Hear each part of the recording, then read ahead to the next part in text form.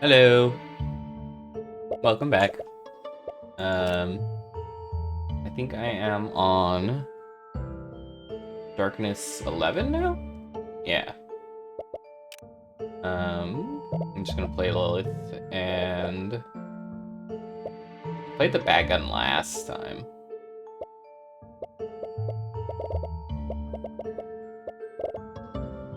The shotgun. I mean, the Batgun with her is obviously the best, but I don't want to just play the same thing over and over.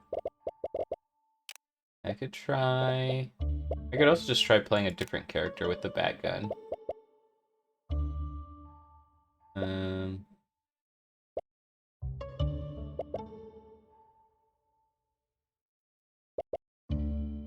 guess I can do Batgun with Shana. Sure.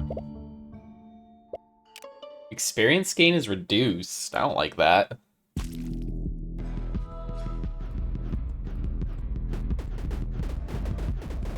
We've been doing self-evaluations at my company for the last couple days. I had to do mine early because my manager and I are putting me up for promotion this cycle. So fire rate. Well, I had already actually completed my self-evaluation, basically. But you also provide feedback to other people, and the feedback is supposed to be like, you know, constructive feedback for people to be able to like learn and grow from. So I actually spend quite a bit of time on the feedback just because, you know, I want to give them useful feedback. Fire rate and bullet speed, that's useful. I probably spend more time than most people, I would say. So anyways, that's what I've been working on this week. And I finished today, so I'm glad to be done with that. I also had to file all my expense reports. Very, do I want to go for a summon build or just a bullet damage build? I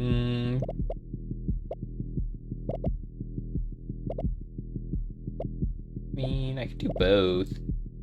Ghost Friend level 2 upgrade is quite good. Summon attack speed 50%. Let's do it. But yeah, now that I'm done with that, I can get back to actually doing work. Or, not actually doing work, that stuff is work, but I can get back to doing, like, development, I should say. There's been a couple things I've been wanting to do for a while now. I just keep getting interrupted by random stuff. So I'm going to be glad to finally be able to take care of those things.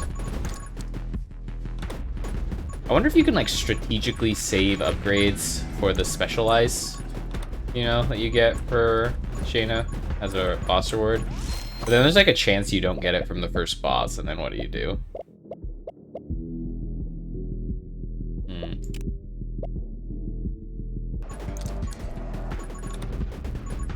Yeah, maybe not a good idea.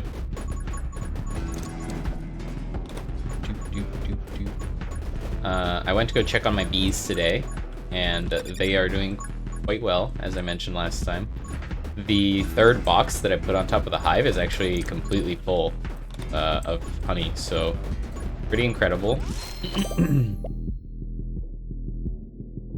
That one's pretty good.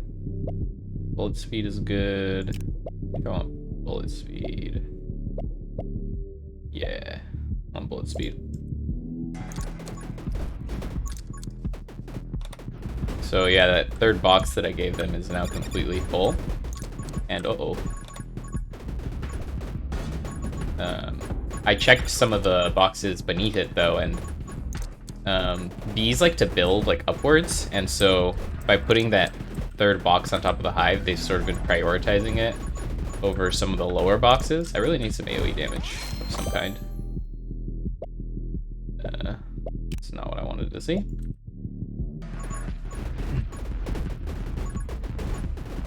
And so, yeah, they've been building, like, in that third... Ooh, run, run, run, run. Oh my god. Run. They've been building in that third box instead of in the lower boxes. Which is fine. Like, I don't mind if they build in the third box, but I don't want them to completely ignore the bottom box. You know? Damage 40 would be nice.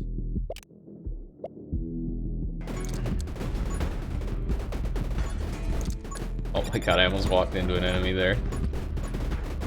Like, I just want the XP. Let me get the XP.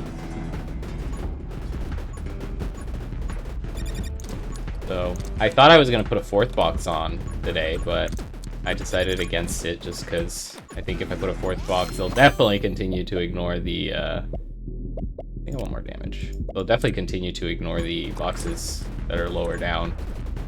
So, for now, we'll leave them with 3 boxes, and hopefully next time I check on them, the bottom boxes will be a lot more full.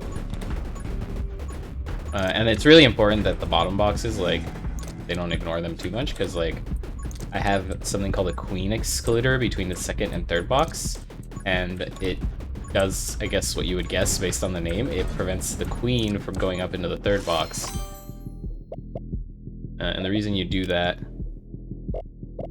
is so that the queen doesn't lay eggs up there. That's how like beekeepers make it so that like they can get honey, basically. Specialize? Oh, I got the Ascension one already. God. Because, oh man. If you didn't have a queen excluder, what would happen is... Do that one, more damage is always good. What would happen is that the queen would like roam around the entire hive, laying eggs in all of the frames, which are like these little rectangles with honeycomb where the bees like put stuff. And if they're putting like eggs in the honeycomb, you can't really collect honey from it, because then there would be like bee eggs in your honey, but you would also be like killing the babies that would come out of those eggs, and obviously you want to avoid killing bees as much as possible. So yeah, that's why you have those there. My damage is doing pretty decent now. I'm not super high level, but levels are doing all right. Especially considering I'm supposedly getting less XP, although I don't know how much less.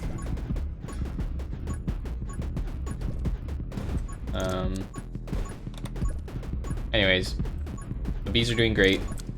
Hopefully they will continue to do so.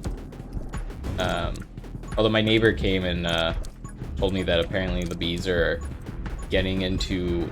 they have like a water source somewhere in their property. Splinter is good. I wish I had... When they came by, I wish I had remembered. I had thought to ask them like for a picture, because I just assume what they mean is they have like a little pool or something outside, and the bees are drowning in it apparently. And that happens if like you just have like a big body of water and there's no like things inside of it that the bees can use to get out. They'll go to drink water and they'll get stuck. So I wish I had like asked them for a picture of what it looks like so I can see if that's what's happening, or if it's just something else, I guess. I don't know. As if that's what it is, maybe I could do something about it. Anyways, I put a water source closer to the hive on my property. I hope that will make it so that the bees will be less likely to go to my neighbor's house for water. But I don't think the bees are bothering people. That's the first time anyone's come to ask me about them, and it was just because they were like drowning in their water thing, which I'm sure is probably like annoying to them. So, ow. Oh my god, that killed me. Forgot they do double damage. Well, dead. So yeah, hopefully that's not bothering them too much. If it is, I'll try and do something about it, but there's only so much I can do, obviously. Like, I can't really stop the bees from, like, flying around. So people are gonna see them, but I don't think anyone is, like, upset by them being there or anything like that. I think if they were stinging people a lot at that point, I would feel bad. I would probably do something about it, just because I don't want, like, I would feel bad if, like, a little kid was, like, getting stung by them or something repeatedly, but that's not what's happening. So, let's try this one. So,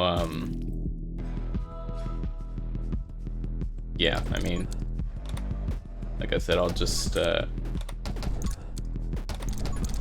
to ask them next time I see them if they wouldn't mind sharing, like, a picture of what's going on with me so I can see what I can do to help.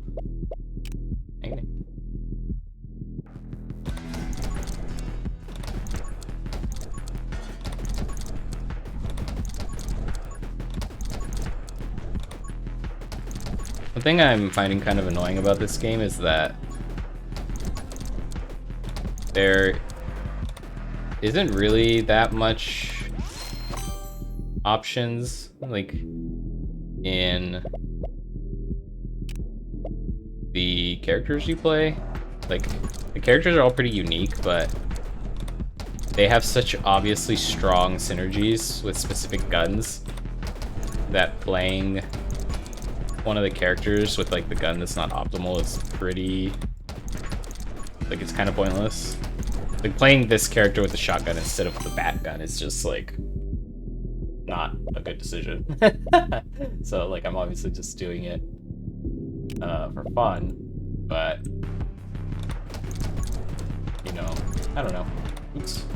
I think it's nice when games are, like, designed in a way where you don't really have to kind of do that to yourself. And then, like, right now, I'm kind of doing something that's, like, less optimal and making it harder on myself just because I feel like it. But ideally, I think in a perfect situation,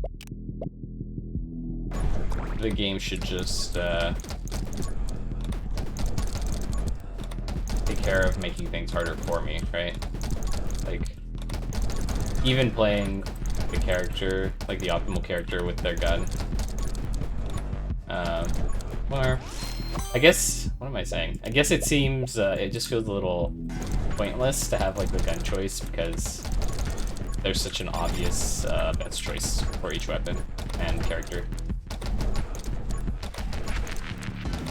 I guess it's better than not having the option, but it would be nice if, I don't know, maybe, like, they just modified, like, it'd be cool if there's maybe, like, 2 or 3 weapons instead, and each character, like, modifies the guns in some way that makes it more specific to them.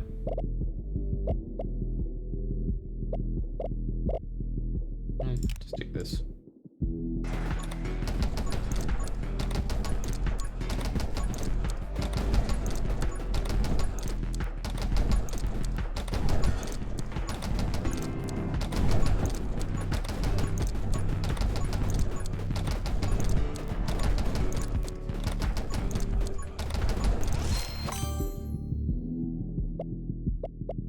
More fire rate.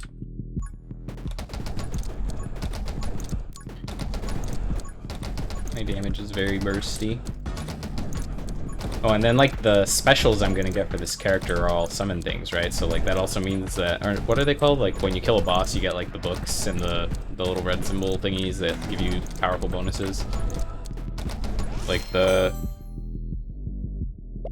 fact that I'm going to get summon ones means that those are not going to be very useful for this run either, since I'm playing with the shotgun.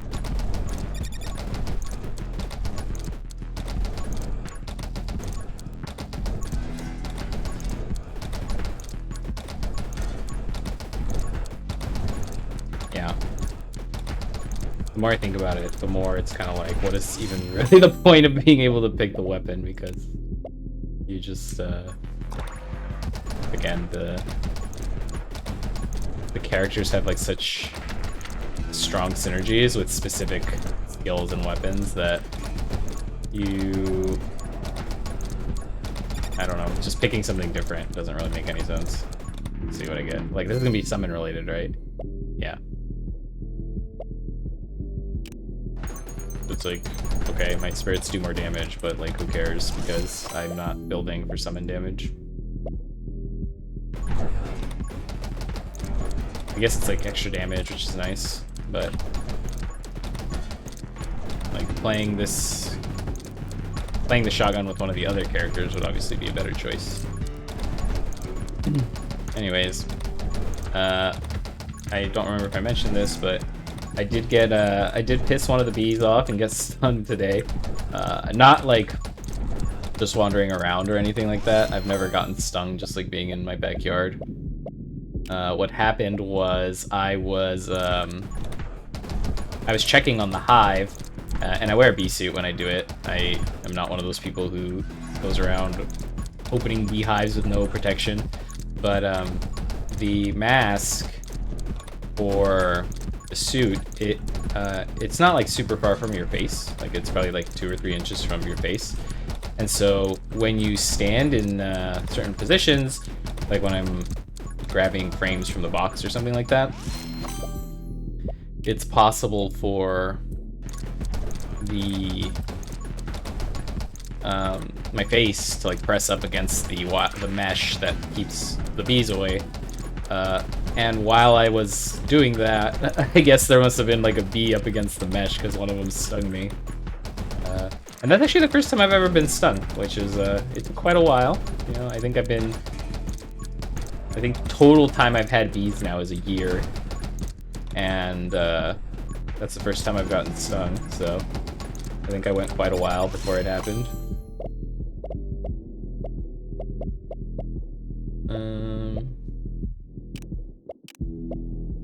Guess we'll just take burn damage, sure.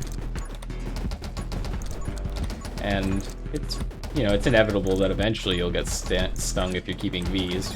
But I had a pretty good run before it happened. You know, it was obviously entirely my own fault. If I had just been a little more careful about what I was doing, it wouldn't have happened. And it doesn't really hurt that much at all. Like, it actually kind of surprised me because I thought like somebody had, like, I got stung in the chin and it felt like somebody was pinching me. That's like what it feels like. So it was just kind of funny because I just wasn't expecting it. I guess I'll take Ghost Friend at this point.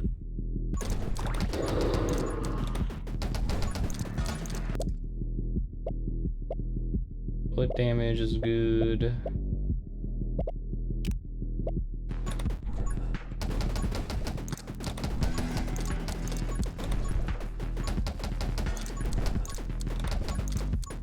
So, yeah, finally happened.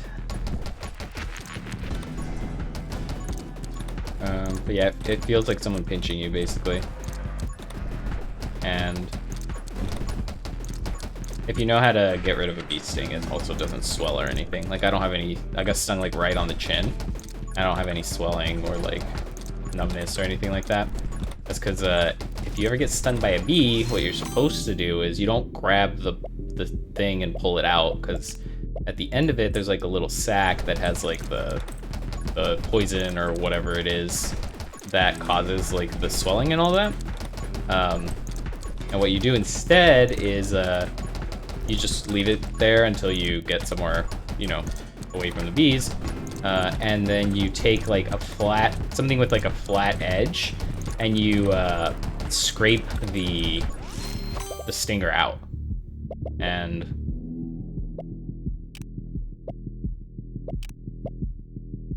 what that'll do is it'll like pull it out without squeezing the little sac at the end of it, and so it won't release any of the like poison or whatever is in the sac, and so then you won't get any swelling or you won't get like an inflammation response or anything like that. So yeah, I mean, it was literally just like somebody pinched me and that's it. Dang it. Lost my shield. Reaper rounds is good.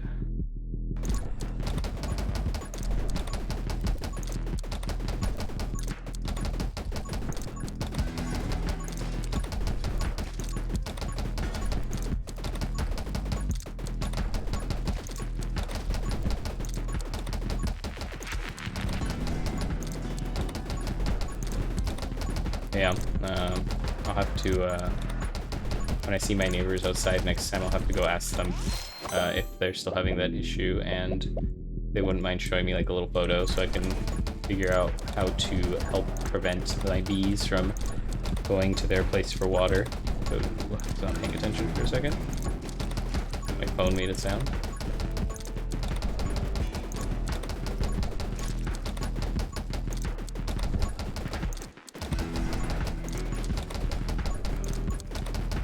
Something I always forget to do is silence my phone when I'm recording, because I definitely heard it in some of my other videos going, like the mic definitely picks it up, but I always forget to turn it off until it starts making sound or whatever.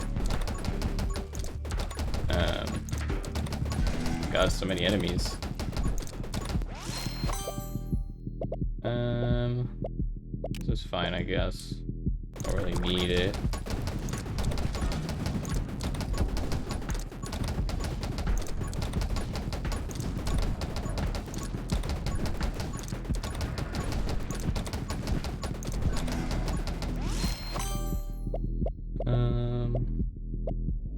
Bullet speed is nice. It means my shotgun shells will go farther.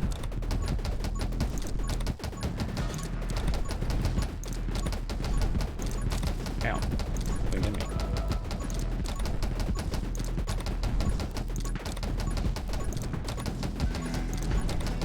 Although I'm not actually... I think I reduced my spread a little bit there, which I actually don't like. I like having the wider spread on the shotgun, so it'll clear like a slightly wider path for you. Even though obviously the smaller cone means more damage to each target, because they'll get hit by more than one bullet, or they're more likely to get hit by more than one bullet anyways. Burn damage, rubber bullets. Sure.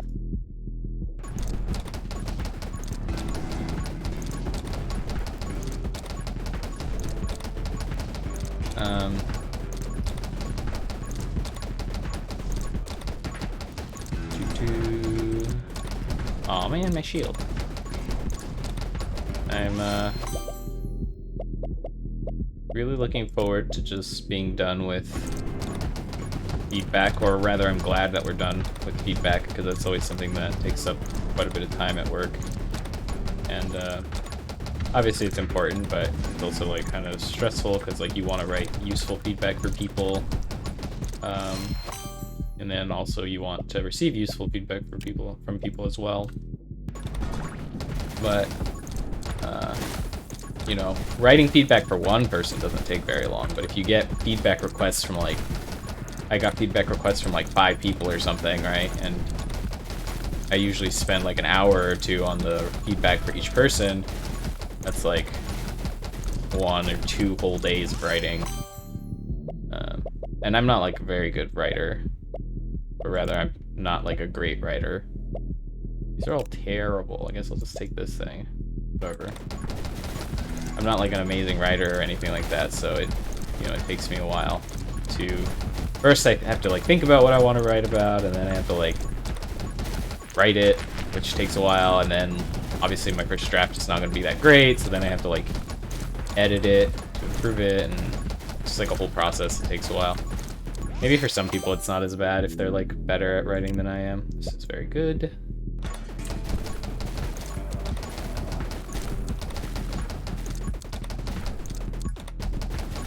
I just want to stay above 2 HP so that way bosses don't just like one-shot you. You know, once you get 2 hits, being at 3 HP is quite good.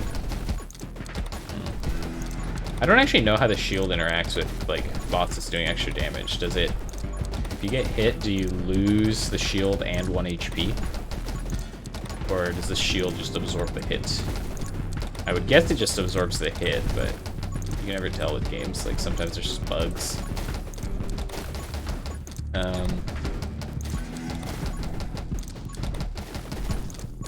What else have I been up to? I'm just talking about work stuff, so it's probably really boring for anyone else besides me. But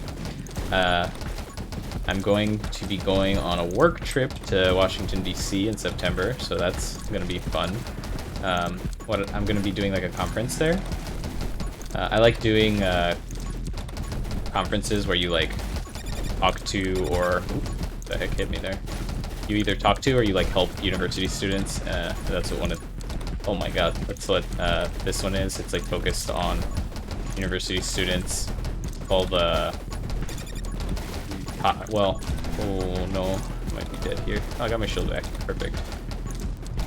Oh god.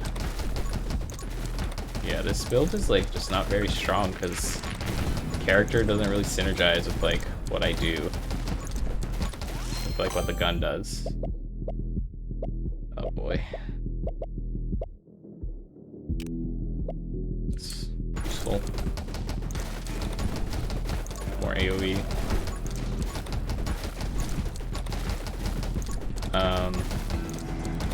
So yeah, it's like a conference where a bunch of, it's mostly students, although I don't think it's like restricted to students. Oh, I died to something. Oh, the little baby monsters got me. Okay. Well, I'm gonna play a character and a gun that is actually a good combination. As much as I like wanting to try like these other combinations, it's just not very good.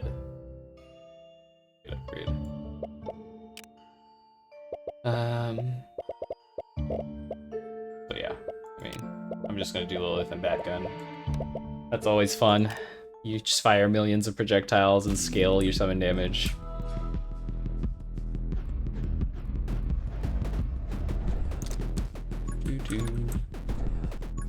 So, like I was saying, the conference is like a conference for students. Specifically, it's for like students who come from like underrepresented groups, so like minorities or people who just aren't well represented in tech. And the conference is like for them to come and talk to industry professionals, you know, network. There's people doing interviews there. There's a lot that goes on. My favorite aspect of it is you get to mentor people. Like a lot of the people going there have questions about, you know, what it's like to work in tech as like someone who's like a underrepresented minority, and since a lot of the people going to speak at this event are from those groups, it gives them a chance to like connect with people who can speak to their experiences and like give them like first-hand accounts, you know. That's good for the students because, you know, companies always say, well, companies always try to pass themselves off as being like, you know, welcoming to everyone and all that. Obviously, they don't want people to think that they're not a welcoming place for like a specific group of people, but it's not the same as like hearing it from someone in that group.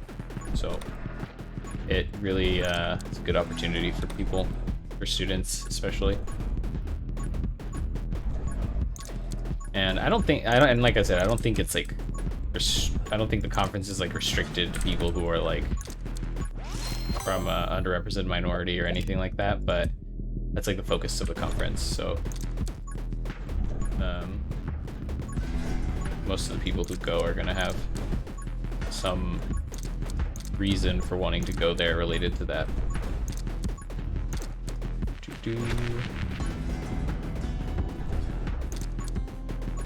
But regardless of what the topic of the conference is, I always just like going to conferences where you speak to students because I just find it really fun to mentor them. People who are still in school always have like a lot of energy and enthusiasm, and I like that. So it's always fun to go to those events for me. And I'm going to be helping to plan one of the events for students that we're doing. Take that. Although I would like the magnet.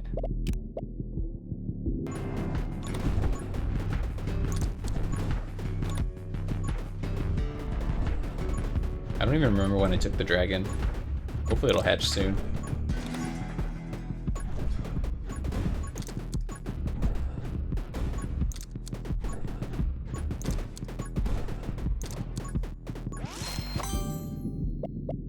Okay.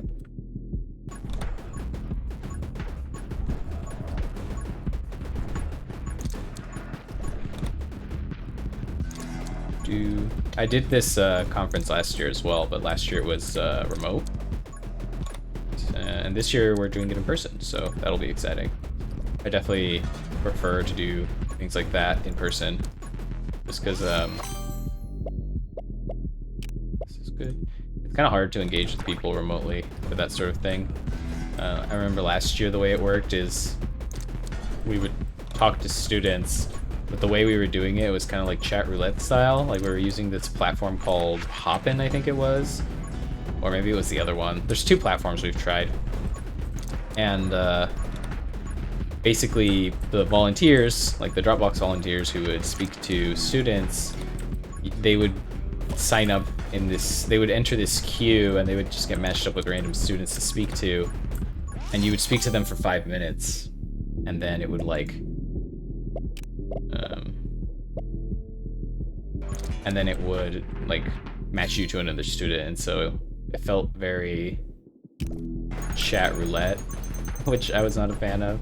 Like you'd be talking to someone, and if you were like having a good conversation with them, or like if they had a lot of questions that you could answer or like help them with, or even if you were just like enjoying speaking to a specific person, you, after 5 minutes, the message would pop up being like, you're about to be disconnected and connected to, you know, some other person. Wrap up your conversation or whatever. And yeah, it just felt very transactional, unfortunately. But, you know, it was the best we could do at the time, obviously, because of needing to take safety precautions against COVID and travel being difficult, even once we had vaccines and all that. So I think it was good, you know, considering the circumstances, but now that we can do them in person, I think it's much better. Although I do hope that like one thing I liked about it being virtual is that it was a lot more accessible to people, because like you wouldn't need to go, like this time it's in Washington DC, and so like if it's hard for you to get to Washington DC, then obviously you don't get to participate. And that was the nice thing about it being remote, is as long as you had an internet connection, anyone could participate. So it was much more accessible that way, which in my opinion is good. Obviously, I think if it's a diversity focused conference, then accessibility is a big part of, you know, diversity, inclusion, and like that sort of thing. They all go hand in hand. Oh god.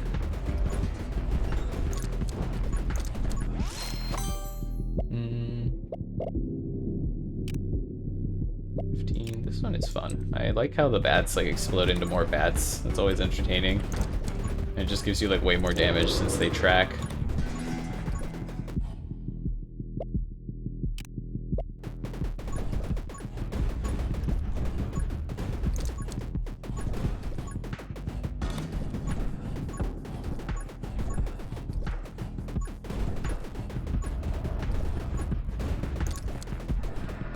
Bum bum.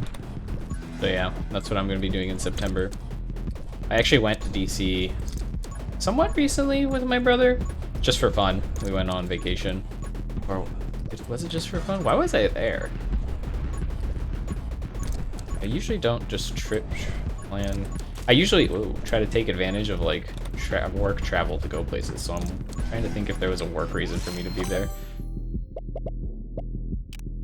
I don't think there was. I think what happened was, oh right, my my cousins, I have 2 cousins who I hang out with quite a bit.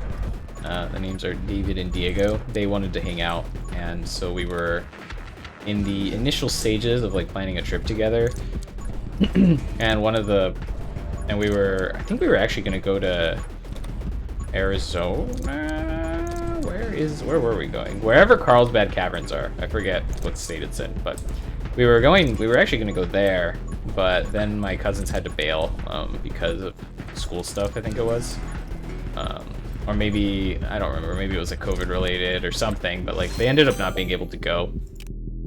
And so my brother and I were just like, okay, well, since they're not coming, then I guess there's no reason to go there, because the reason we were going to go there is it was kind of like in the middle, location-wise, between us and them, so it would have been, you know, easier. Like, it would have made the flights a little cheaper for everyone, and I think one of them was going to drive, so that was a big reason as well. Obviously, keeping the drive shorter would help quite a bit. And so then when they said they weren't going to come, my brother and I were like, well, I guess we can just go wherever we want then if they're not coming. And neither of us had been to DC before, so we decided to go there. And it was a good time. We went, and international travel still hadn't reopened, so like there was nobody there. It was crazy. Maybe I already talked about this, but I don't remember if I did. So I'll just do it again. But yeah, we went and there was like no one there at all. It was wild. Like for the Smithsonian museums, pretty much every single one of them, we were able to just get in without waiting in line at all because, again, there was just no one there. It was basically empty. There was no lines for any of the places. And like we went to the Smithsonian Air and Space Museum or whatever the actual name for it is, you know, the one where they have like all the planes and spaceship stuff and all that. And there was like a few other groups of people there, but for the most part it was just us. Finally the damage upgrade shows up.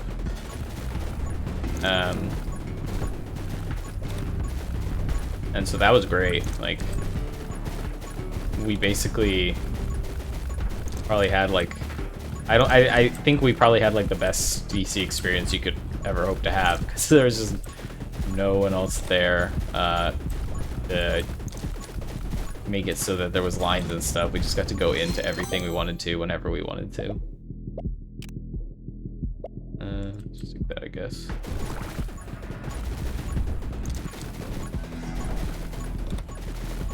So I assume now that international travel has opened back up, it'll be a little busier when I go this time. But I'm going to be there for work stuff, so I'm not really going to have too much time for sightseeing anyways. Like, I'm sure if I really wanted to, I could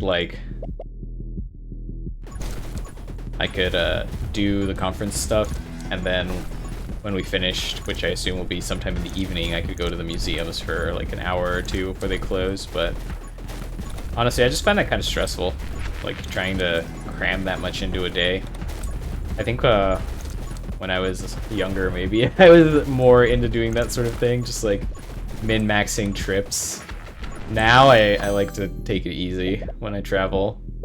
Bullet speed is very good because it means my bats will reach their destination faster. And yeah, so I'm kind of looking forward to going also just because I want to see like how different it is now that international travel has opened up, you know? Like, is there going to be a ton of people there? How different will it be? When I was last there, that was X speed is good. The first time that I met up with a coworker two coworkers actually, who lived nearby, and they showed me around a bit. And one of the places we went to, I told them I wanted to eat at an Ethiopian restaurant because I'd never eaten at one before, and I had heard from a friend that it was very good, so they went with me to the one in the area there. And I mean, yeah, it was really good. It was incredible, actually. I don't remember exactly what I had, but it was like some beef stew thing, like some tomato beef stew. It was very tasty, and I mean, the thing I liked the most about the restaurant we went to is the injera they would serve. It's like that flat bread, I guess. I don't really know what to call it. Like, the way I thought of it was that it was like an extremely spongy tortilla, and it was also like sourdough. Like it tasted like sourdough. Bullet speed and reload rate. I think I prefer bullet speed, because I want to get assassin so that enemies die sooner. But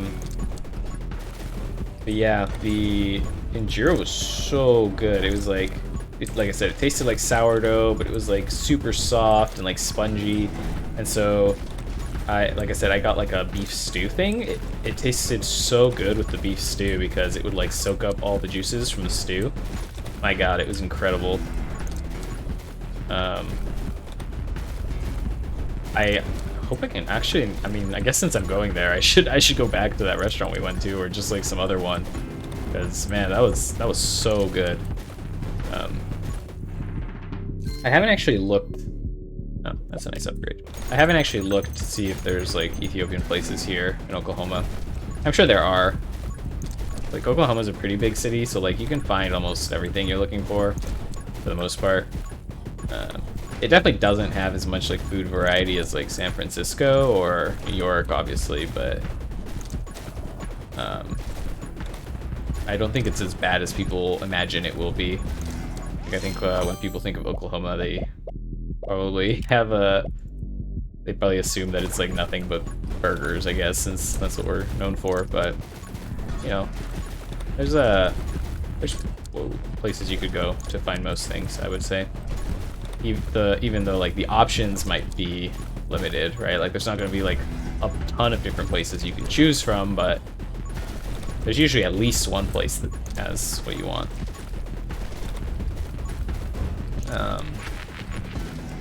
At least in my experience, but I mean, maybe I just haven't. Maybe I'm just not that well-traveled, you know? I guess maybe it's just because I'm not looking for very many different kinds of things that I feel that way. In any case, I'm looking forward to that again. While I was there, I had some mead. It was like homemade mead that the owners had made, I guess. And that was also delicious. It was a little less sweet than what I am used to when it comes to mead. Bouncy. I think I just want this. Like I said, it was good. And the portions were very generous, which is always nice when you're traveling, just to get like a big plate of some new food you haven't tried before. Because it meant that like me and my friends could all kind of like, before we started eating, we like got a little bit of what everyone got and split it so we could try everything. This was like, you know, during COVID, so we weren't like eating from each other's plates or anything. That would have been a terrible idea. But we did, you know, before anyone ate anything, you could take some of the food and like put a little bit on everyone's plate so that you could try it.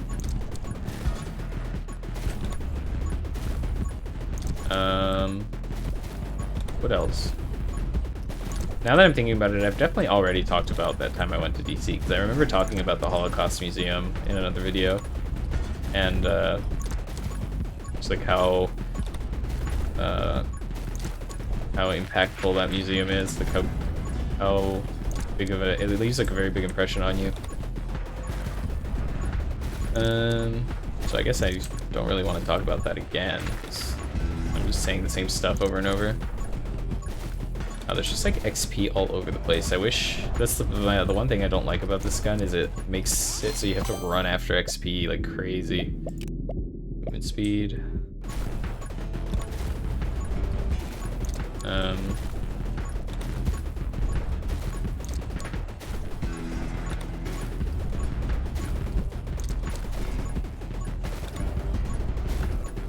Bum, bum.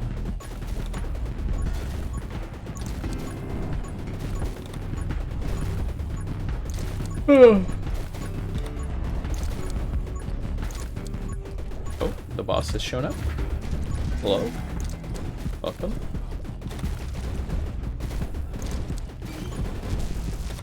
The nice thing about this gun is you can kind of just like worry about the ad, and the boss will sort of just take damage over time because the bullets track. So as the ads die and the bullets have nowhere to go, they'll eventually go after the boss.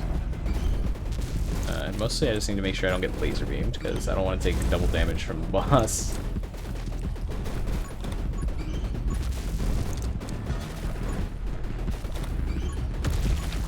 Go. Pretty easy. Do that. How big are the bats now? They're quite large.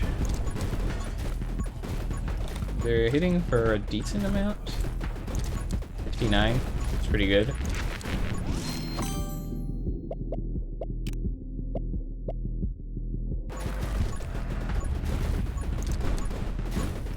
I should probably take some HP so I don't die in one hit to that annoying bat boss if he somehow manages to hit me. Although, I mean, this boss is so underwhelming. What does he even do? he just like slowly walks towards you. I think he's supposed to be like a DPS check in combination with the previous boss, because like, I think if you don't kill the previous boss quickly enough and this guy spawns, then it's hard, because he's going to be chasing you around as you're trying to like avoid laser beams. So I can see that being quite a challenge.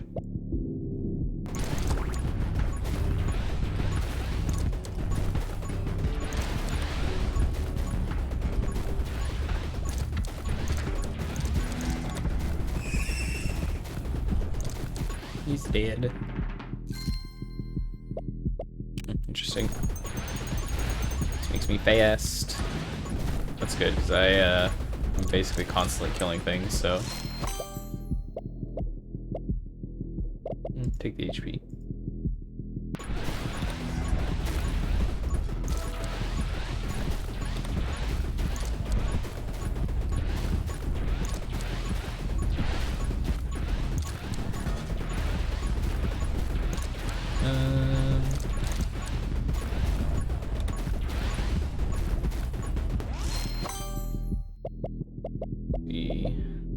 Okay, so we'll take that.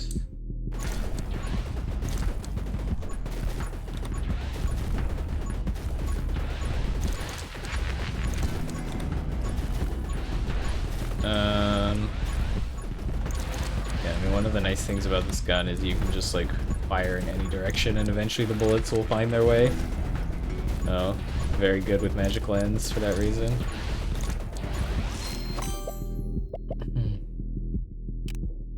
More bouncing.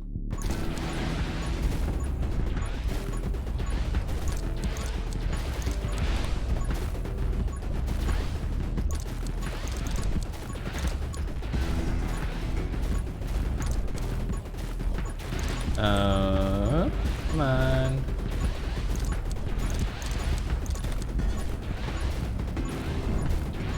Oh. Really want to play more Path of Exile. So, looking forward to Thursday when my friend that I started playing with said they'd be free to play again. That'll be nice. I guess I could start another character to play by myself, but I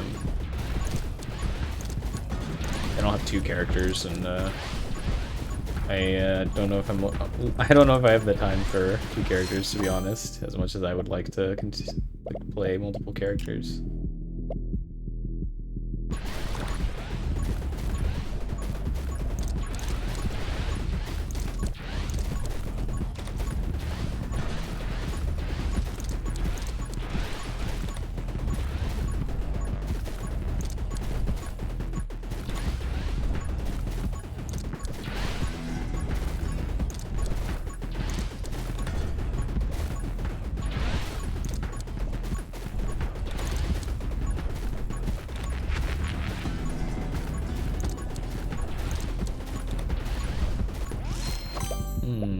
Mushroom? Assassin?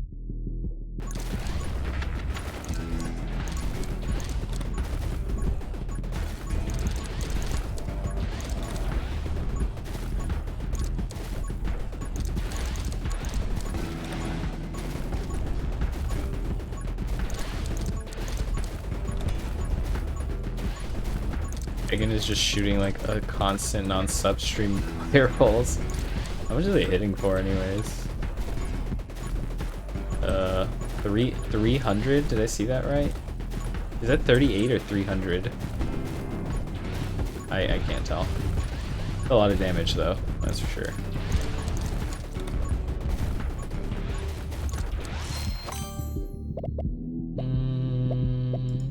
Okay.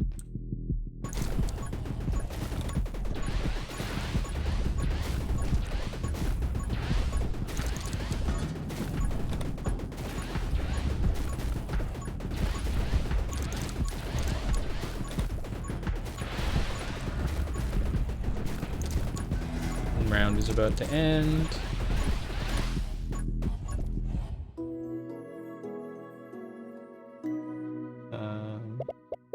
Okay.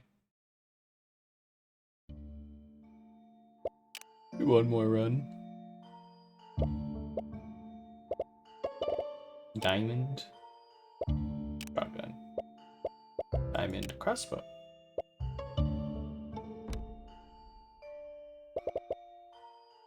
Oh, guess I could upgrade something.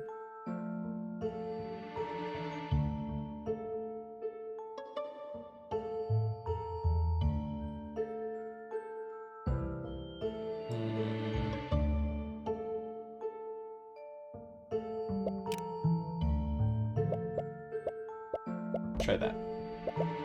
All enemies have even more HP. That one's actually going to make the game a lot harder. 100 damage. Wow.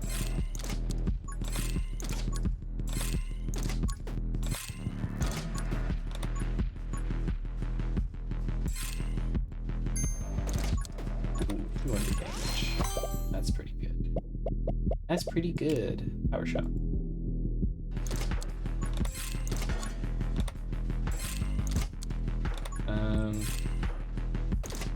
I still haven't really played a game where like the crossbow itself worked, if I remember correctly. I don't remember what I did to beat it last time, but I remember it was not like me firing the crossbow.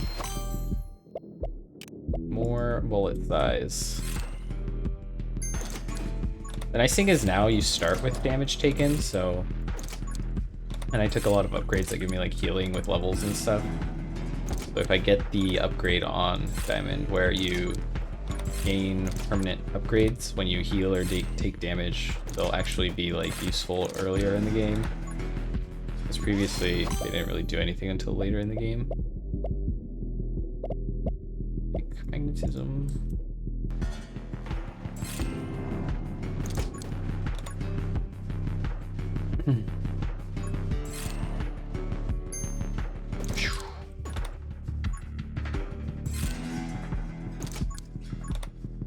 Wow, that did not pierce as many things as I thought it would.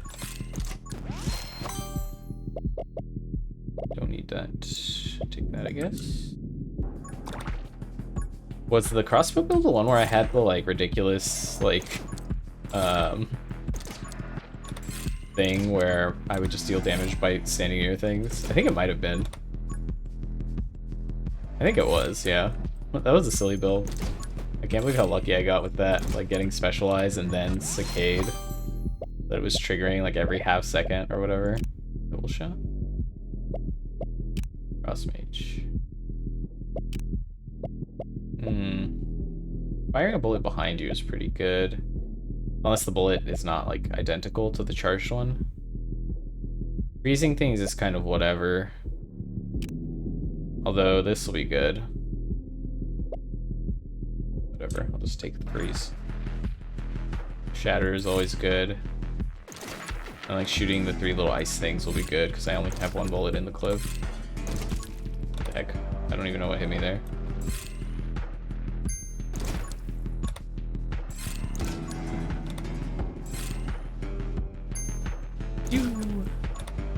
It's pretty satisfying. Winter is useless. This is pretty good.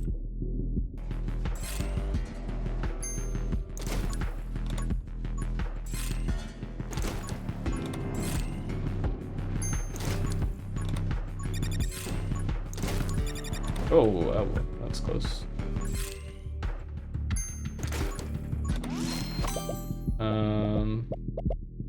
That's good. I don't know if that actually helps like the charge speed of the bullet. Doesn't seem to, or maybe it does. I don't know. Hard to tell with this one because you have to charge it for so long. Like that felt pretty quick.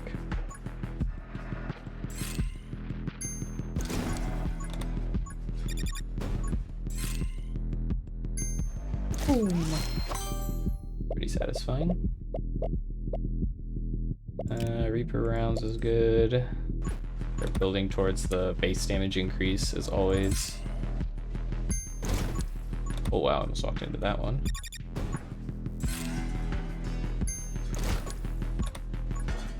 Dang, it feels so good to carve out a giant path like that. Like, ow.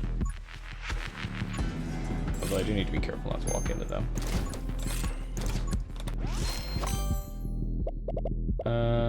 Fire rate. I don't know what that does. I'm hoping it actually does something. Otherwise, I just wasted an upgrade.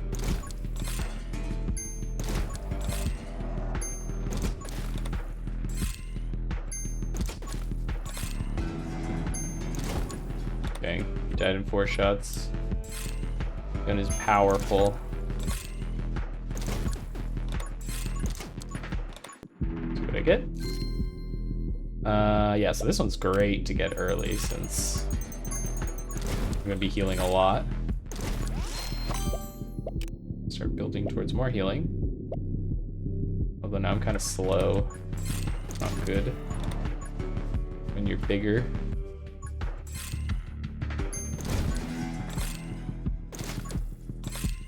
Ah! Yeah, see, that was scary. Luckily, now that I have Reaper rounds, my bullets will pierce as long as I kill things.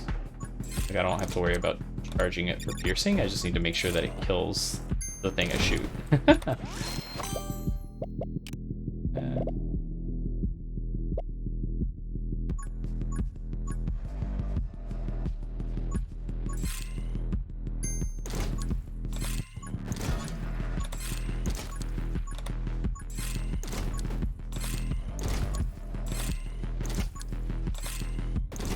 Oh, whoops. Yeah. I'm overcharging for no reason. I do need to be careful about my move speed. This is quite dangerous. I need to get more movement speed somehow.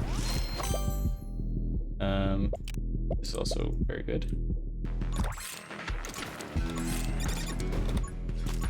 Stop hitting me! I'm gonna die.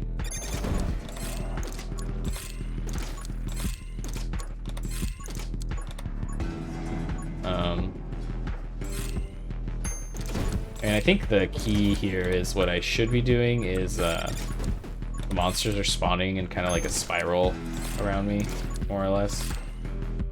I should be like moving so that the monsters are only coming in behind me. Oh boy. Oh wow, I'm gonna die here. Oh, never mind, I got the shield.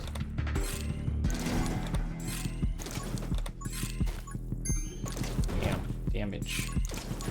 Me coming through.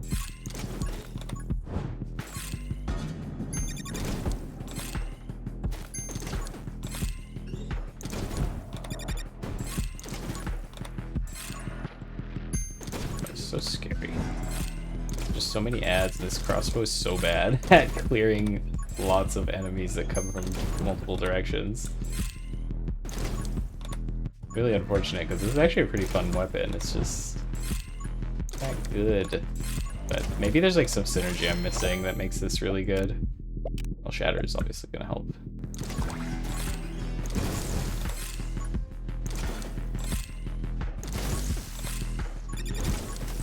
I'll lose my shield.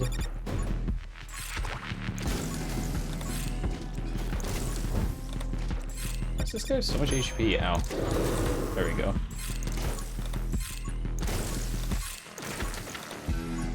Excuse me.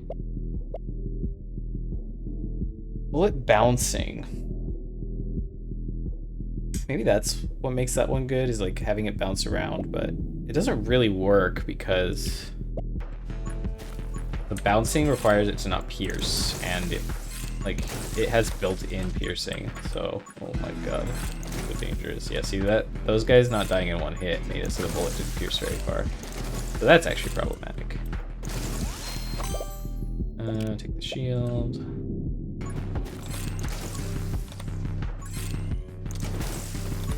Oh, dang.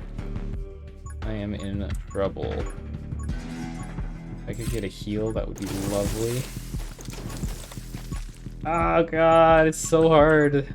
You have to like make a path and then like get through it before it closes up again. Oh. Reload rate, please. Phew. I'm really gonna struggle later when these projectile guys start spawning in big numbers. Wow, they have so much HP too.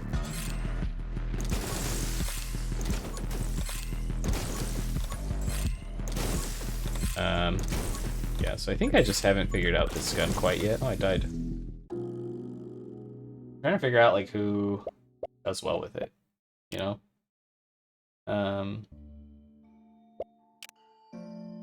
Because I think Shana could do well with it. Just getting the right synergy with the specialize upgrade.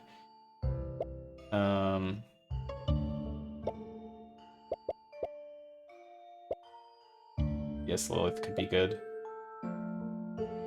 I don't know how Abby interacts with it. Probably not well. Yeah, you know, the crossbow's just not that good. Or maybe I just don't get it. Anyways, thanks for watching.